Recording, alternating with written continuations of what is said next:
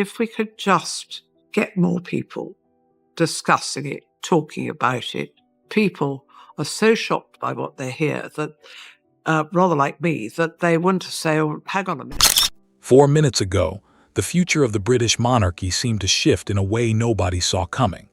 Queen Camilla, the woman who finally reached the throne after decades of controversy, now faces a challenge far more powerful than any political storm.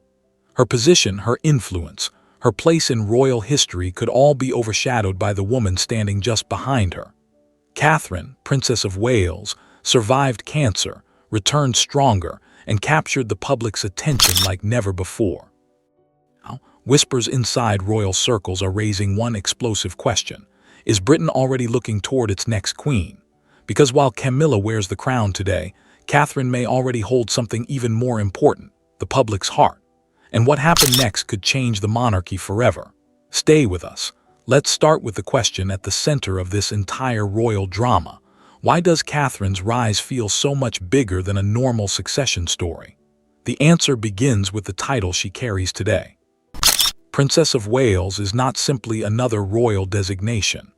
It is a title surrounded by history, emotion, and one unforgettable name, Diana. When Catherine accepted the title after William became Prince of Wales, she inherited more than a position. Every appearance, every speech, every charity visit would inevitably be compared with the woman who made the title globally famous. That could have become a burden. Instead, Catherine gradually turned it into a source of strength. And then came the moment that changed public perception. Her cancer diagnosis in 2024 transformed the way millions viewed her. Suddenly, the carefully controlled world of royal appearances was replaced by something deeply personal. Catherine stepped away from public duties, focused on treatment, and spoke openly about the fear and uncertainty surrounding her recovery. The response was extraordinary. People who had followed royal life for years suddenly stopped talking about fashion, protocol, and palace drama. They wanted to know whether Catherine was okay. Her absence created a level of public concern that demonstrated something important. Affection for a royal is not measured only by headlines. Sometimes it becomes visible when that person disappears. When Catherine returned, she did not come back pretending that nothing had happened. She appeared more reflective, more deliberate, and to many observers, more connected with ordinary people facing difficult circumstances. Her experience gave her a story that no advisor could manufacture and no public relations campaign could easily reproduce. That is where the contrast with Camilla becomes especially interesting. Camilla has spent years rebuilding her public image, supporting causes, accompanying Charles, and performing the responsibilities expected of a queen. Her service is real, and her position is constitutional, but public affection does not always follow constitutional order.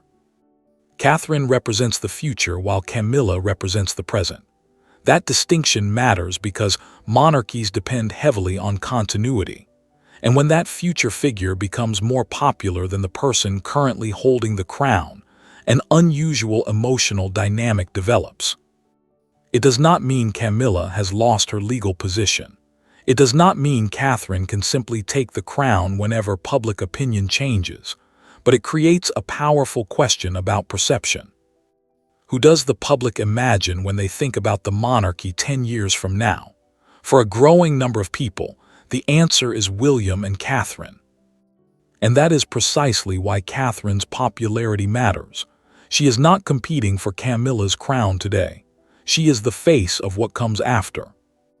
And because the British public has seen Catherine through courtship, marriage, motherhood, public scrutiny, and illness, her image carries an unusual sense of familiarity. She is not an unknown figure waiting somewhere beyond the palace walls. She is already deeply woven into the national story, which makes the eventual transition feel emotionally closer than it actually is. Then came the numbers, and numbers have a way of turning royal speculation into a much sharper conversation.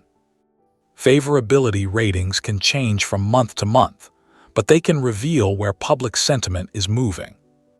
Catherine's popularity has remained one of the strongest assets surrounding the future reign of William. Her public image combines familiarity, family life, charitable work, and a personal story that became dramatically more powerful after her illness. Camilla, meanwhile, continues to carry the complicated history that has followed her since the days of Charles and Diana. That history is impossible to separate completely from her role as queen. For decades, the public heard stories about the breakdown of Charles and Diana's marriage, and Camilla became associated with one of the most painful chapters in modern royal history. Even after marrying Charles and taking on public duties, she had to build acceptance slowly. Her coronation in 2023 represented the culmination of that long journey. Camilla finally received the crown that once seemed politically and emotionally impossible.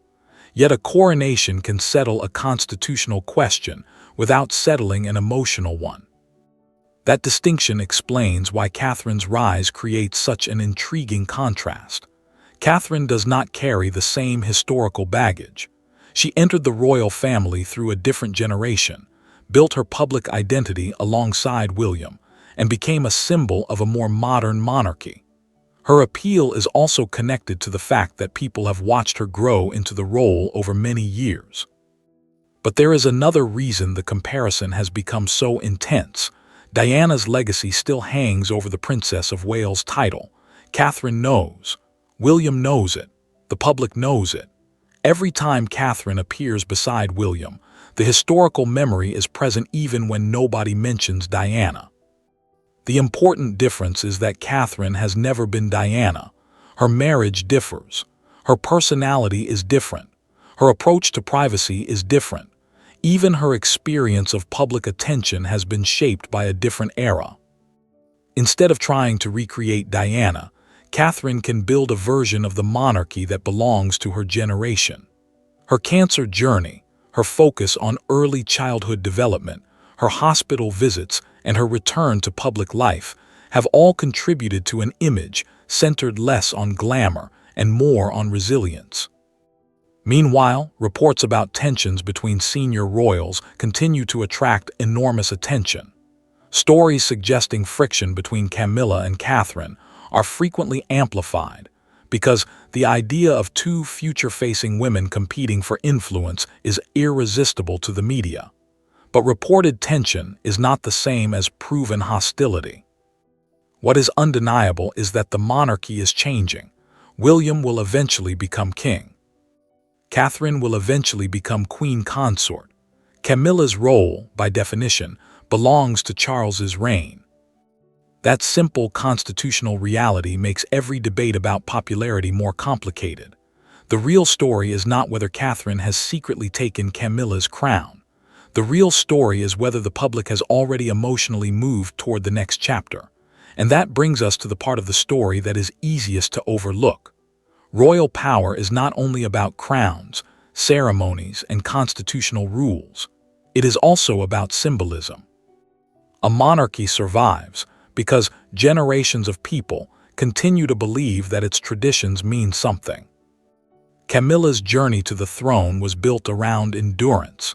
She remained beside Charles through years of criticism, transformed her public role, and eventually became queen. Whatever anyone thinks about her personally, reaching that position required extraordinary persistence. Catherine's journey is different. She does not have to fight for the crown in the same way because succession already places her in the path toward it. Her challenge is not obtaining legitimacy through title. Her challenge is earning trust before the day she actually needs it. When she returned, the emotional connection was stronger because the public had watched her go through something frightening. That connection could become one of the defining characteristics of the next reign. Imagine the monarchy several years from now. William is king. Catherine is queen. Their children are older. The institution is trying to balance centuries of tradition with a society that expects greater transparency, empathy, and relevance. That is the environment Catherine will inherit. Camilla cannot prevent that transition because it is not really a personal battle. It is the natural movement of time. Every monarch eventually gives way to the next generation. Every royal title eventually passes into history. And this is why the idea of Catherine taking Camilla's crown is misleading. Catherine does not need to defeat Camilla. She only needs to outlast the chapter that Camilla represents. The more interesting question is what Catherine will do with the opportunity. Will she preserve the traditional structure? Will she push the monarchy toward a smaller, more focused institution? Will her experience with cancer influence how the royal family discusses health, recovery, and vulnerability? Will her approach to early childhood and family life become central to her public identity? Those questions matter more than palace rumors, because they concern the future rather than the gossip of the moment. Camilla's legacy, meanwhile, may become more complicated than either her supporters or critics expect. She could ultimately be remembered not simply as the controversial woman who married Charles, but as the queen who endured one of the longest and most difficult image transformations in modern royal history. Catherine may inherit the affection that Camilla struggled to secure, but affection brings responsibility. Popularity can disappear. Public trust must be renewed constantly. So the next chapter is not really about one woman defeating another. It is about two different eras standing side by side. Camilla represents a monarchy shaped by the past, controversy, and endurance. Catherine represents a monarchy shaped by recovery, reinvention, and the expectations of a new generation. And when the crown eventually moves forward, the biggest surprise may be this: Catherine will not need to seize the future. The transition is coming into view, and the public will be watching closely. The future of the monarchy is no longer some distant chapter waiting to be written. It is already taking shape before our eyes. Catherine has faced extraordinary challenges, carried the weight of a historic title, and emerged with something every royal desperately needs: public trust. Camilla's journey has been entirely different. She endured years of criticism, stood beside Charles through unimaginable scrutiny, and eventually reached the throne. But history does not always remember those who fought hardest for a crown. Sometimes, it remembers the person who made people believe in the institution again. And right now, Catherine may be doing exactly that. The question is no longer whether she will become queen. The question is what kind of queen she will become. If you enjoyed this royal deep dive, subscribe to the channel and leave your thoughts below. Do you believe Catherine is ready to lead the monarchy into its next era? Or could Camilla's legacy prove stronger than anyone expects?